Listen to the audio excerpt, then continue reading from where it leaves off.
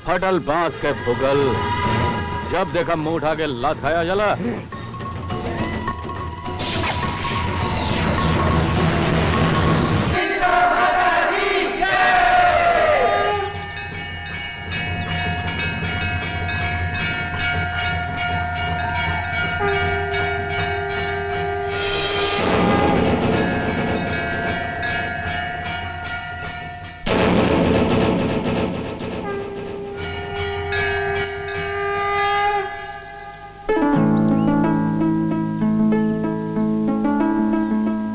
दास जी तुम्हारी लेखा स्कूल न जाला का?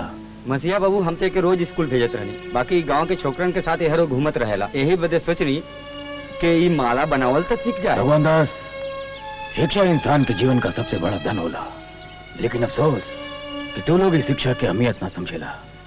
अगर तू अपने बच्चा के पूरा ध्यान रखबा पढ़ाई के ऊपर, तो स्कूल भी जाई और पढ़ाई भी करी। मसीहा बाबू प्रणाम। प्रणाम बेटा। जाने ला के होन? हाँ कलेक्टर साहब। और ये भी जाने ला किनकरा पास गाड़ी बंगला नौकर चाकर और खूब पैसा भी आओ। हाँ। बेटा ये कलेक्टर साहब भी तोरे जैसन बहुत गरीब रहलन, लेकिन बचपन से इनकर ध्यान हमेशा पढ़ाई पर लगल रहे। और आज देखा पढ़ लिख कर कलेक्टर बन गए। आज इनकर हर जगह बहुत इज्जत होला। का तू ना चाहबा कि तू पढ़ लिख के कलेक्टर बना? हाँ। तोरे पास भी नाम पैसा इज्जत सब कुछ होके, तो यहाँ बैठ के माला बनवले से तू कलेक्टर ना बनबा। पढ़ाई लिखाई में दिल जान से जुट जा, एक दिन तू कलेक्टर बन जाएगा। तोरे पास भी सब कुछ हो। जा पढ़ाई करा।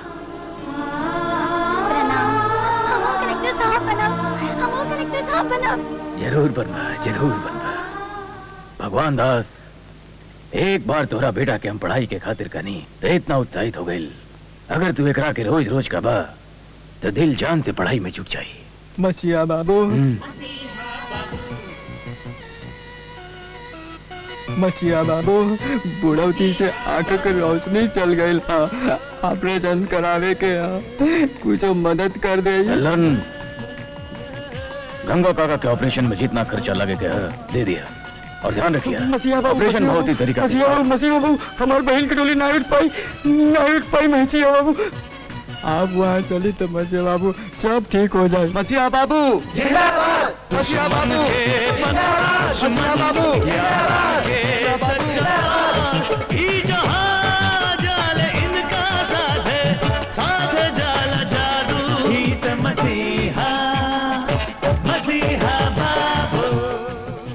बेटा शादी तो हो गई, अब यह तो हार जिंदगी है, तोरे भाग में यही रहल बेटा। मैं खुश रहा। मसीहा बाबू प्रणाम।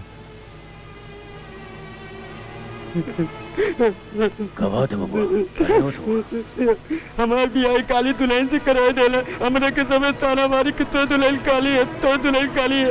हमें दुल्हन ला ले जाए मसीहा बाबू, हमें दुल्हन ला ले जाए।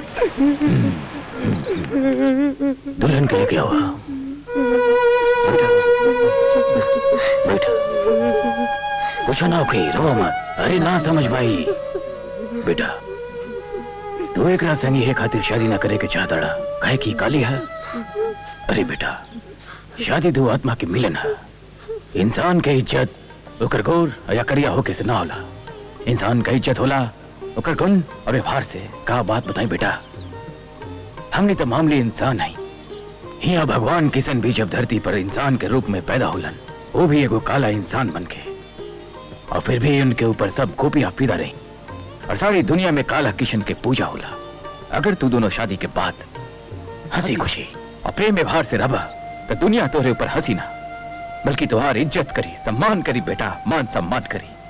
हमरा के माफ कर दी मसीहा बाबू, हमरा के माफ कर दे। कोई बात ना बेटा। धन्यवाद मसीहा बाबू, आज राउर हमार बेटा के आंख खोल देली। राउर के बहुत बहुत धन्यवाद।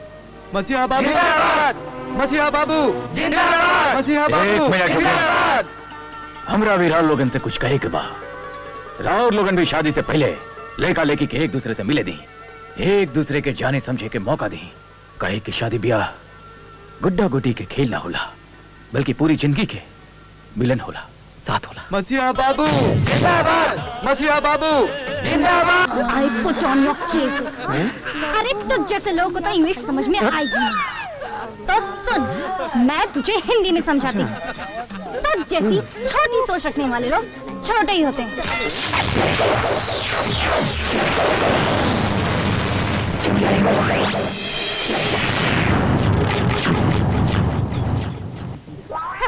मैडम, जहाँ लड़की देखी नहीं कुत्ते की तरह लात टपकाना चालू कर दिया। अरे जा जा जा शहर के तितली, यही ना उघार घर घुम्बू हैं ते तो पागल हो, केहू भी लात टपकावे लगी। What do you think of yourself, you rich, stupid, idiot lady? You think you are superior than us? We poor people are well-mannered, cultured and innocent. We don't run after money like you rich guys do. अगर इतना अंग्रेजी तो हर समझ में ना आयल, तुम हिंदी में ना भोजपुरी में तोरा के समझाइए। अपनी गरीब के पास तोरे जैसन धन था ना, लेकिन संस्कार तो होने से ज्यादा होला। इज्जत हमार धन और संपत्ति होला। हम गरीब अपन खून पसीना के कमाई खाइला, तोहरा के का लागत था? इन्हीं के दिल तोहरा के ऊपर आ गई। अगर ऐसन बदन, चिकना गोर गोर बदन लेके ऐसन कपड़ा पहनकर बाजार में घूमबू तो अमीर हो या गरीब, केकरो के भी दिल तोहरे ऊपर डगमगा जाई। अरे इंसान तो छोड़, भगवान के भी नहीं डगमगा जाई। आज एकरा छुए से तोहरा की इतर लगावे के पड़ल तो अमीर जादे। आज एक रिक्शा वाला तोहरा के ऐसन छुई कि दुनिया के कोई भी इतर, कोई भी साबुन उमर तोरे बदन से ना निकाल पाई।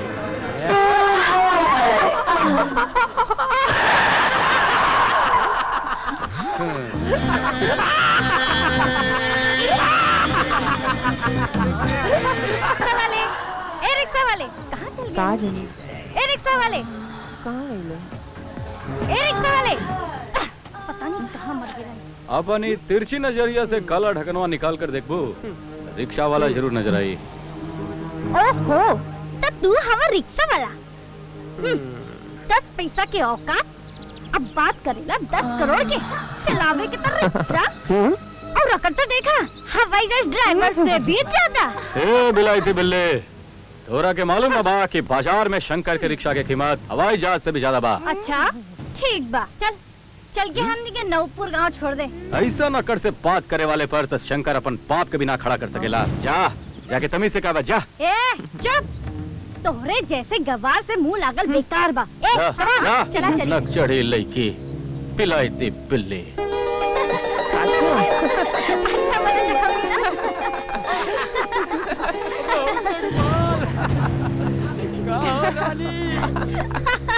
अरे का हो रानी? अरे कहवा जाता हो? अरे सुना तो सही। अरे करजवा के घायल करे वाली चवनिया और खरबूजा जैसे बदलिया लेके कहवा जाता हो? बता दो ना, तो दोहरा के आपस साइकिल पे बिठा के छोड़ के आ जाए। और वैसे भी हमारे साइकिल पे बैठे खातिर ई गाँव के हर लड़की मरे ले। तो हमरा परिवार ना, लेकिन तुम्हारी कदराल जवानी देख के हमार तन बदन में आग लग गई हो। एक बार हमरा संगे चला।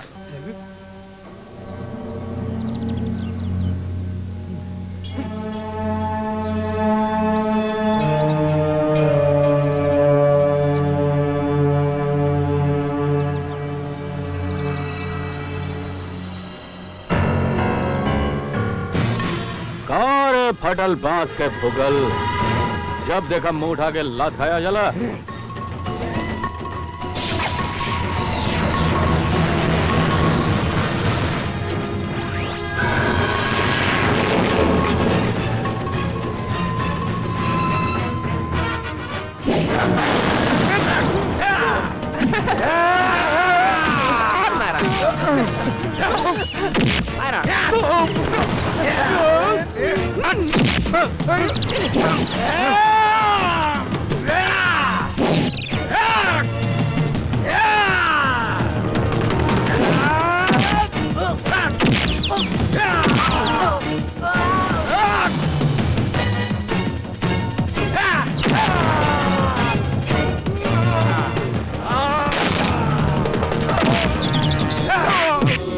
Yeah!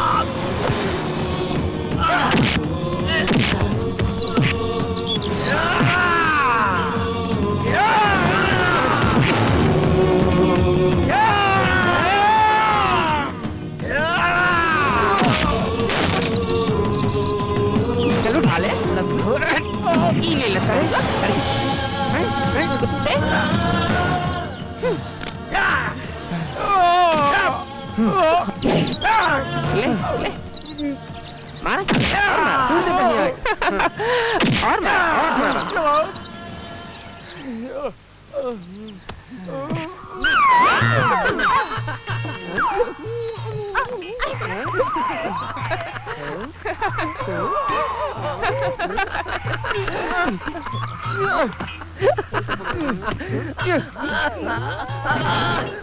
ए सुनो,